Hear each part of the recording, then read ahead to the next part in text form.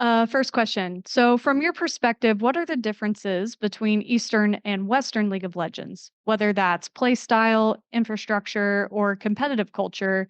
And how do you see those differences shaping the way teams prepare and perform on the international stage?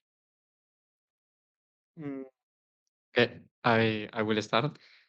I will say the biggest difference. I think from the beginning you start to play versus really aggressive enemies. Like they want to pull it from laning phases, snowball through that.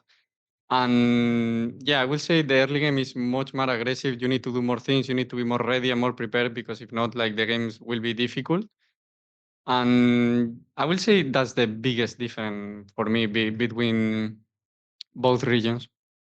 I mean, I think first of all, like I think their culture in a way it's still like superior to us because I think they, in this sense, I think since they are growing up, there is always someone that can go into their spot if they don't try hard enough. So I think in that sense, everyone is pushing each other, and I think that's why there is always like changes, like roster changes in other leagues. I think, for example, LPL is I would say the region that plays the most aggressive. I think LCK in this sense they are more like slow, but slow and steady. But when you play into China, when you do one mistake, they always like get some reward from it, and they keep building the advantage. And I would say those are like the most like the biggest difference, and that's why I think representing Europe, I think we need to put our yeah, I mean, I think we need to show up and basically break this difference. Next question from Mize Esports over to Alvaro. What do you see as the biggest change in your play style since your last international appearance at Worlds last year? Do you feel more aggressive or comfortable on stage? For sure, I always feel comfortable. I think the only difference that we have in coming into this tournament is I think they have more experience internationally. But for example, I don't think anyone on our team is like nervous. I think I grew a lot as a player. Like for example, in 2024 in Worlds, I don't think I was any close as how good I am right now. And I think what I improved the most is how to put the vision, how to control the map, and how to coordinate as well. I think it's the three biggest keys that enemies does also really well, and they push you forward to actually be as good as them or even surpass them because otherwise it becomes really hard to play them up. Next question from Namin. In games one and three, Koi kept finding angles to fight and going for team fights, even when all hope seemed lost. Who's making the calls for your team and who's keeping up the team's morale? I mean, for example, in the Nautilus game, I was the one looking for this place because even if the game is behind, what we have trained during this year is the resilience. It's something that, for example, we are never going to give up. And I think that's an advantage that we have on enemies because many of the enemies that we are going to face or we're facing in screens, for example, sometimes they give up on the games. And I think, for example, it's important that things can happen in the game, but you need to stay cold-minded. And in this sense, I think we have an advantage on them because even if the game one was really hard because we were, I think, 13k behind, we almost come back it on one fight. And then on the third game, I think after the Nashor, if we don't go on the mid tower and we play the Drake, we can play it a bit slower. We could have taken the game. But yeah, I mean, this is already talking in the past. So, but I think I am calling. I think Joja is calling as well. Depends on whoever has the engage or whoever is seeing the plays. Jojo Pune is also taking a lot of tempo on the sideline. So I think yeah, everyone in their own way. And so, kind of following up on that question, after game three at match point, did it feel like the pressure maybe got to anyone? So clearly the games were winnable, they were close, but do you feel like maybe you guys got in your own heads at all? I mean, yes or no. I think the last moment is pretty normal. What happened? We doubt a bit. I will say where to fight, and we discoordinate a bit. And I will say that the enemy con was way easier to play in that specific fight that we would catch.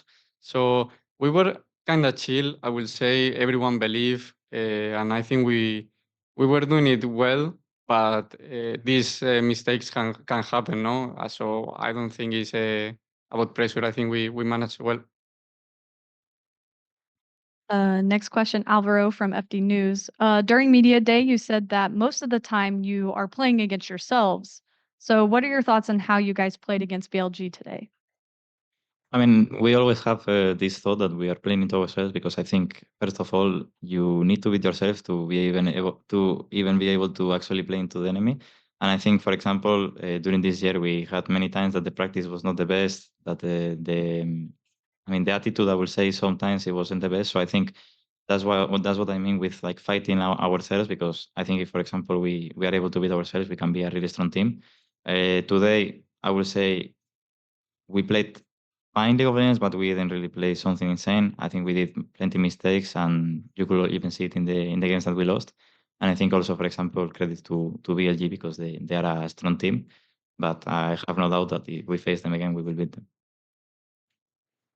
Next question from Namin. In game 4, when you traded Soul for Baron, did you know that you had a 5K gold lead at the time? Did a fight at that time just feel hard to win, or was Baron simply worth less than Soul to you?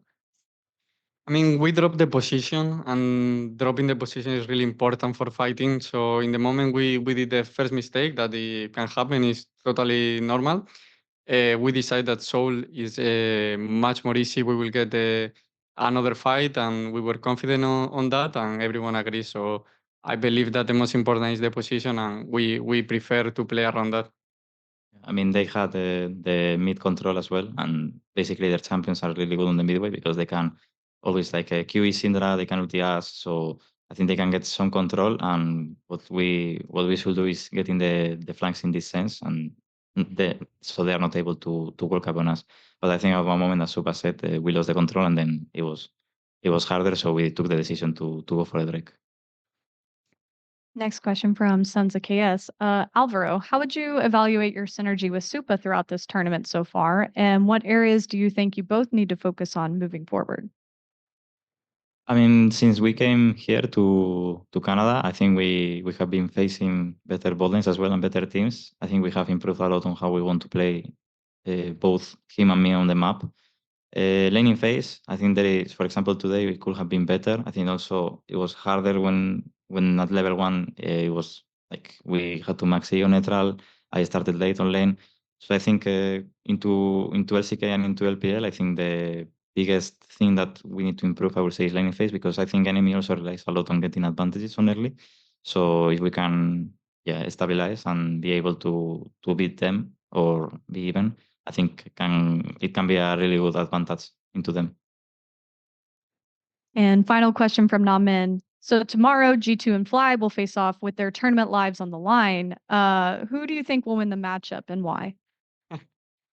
I mean, I will cheer for Europe because I think G2 will bring really good things. Anyway, I will believe that it's a series that is a 50-50 and will be decided on mental, who is able to perform the better one during the games. I don't know if it will be 3, 4, 5. I think we'll win, but I believe that G2 will be stronger. I mean, I will cheer for G2, but in this sense, I think FlyQuest is slightly stronger, and I think also their players they are more prepared when it comes to official. So I would say it's a 3-1 or 3-2 for FlyQuest. And that concludes the press conference. Thank you.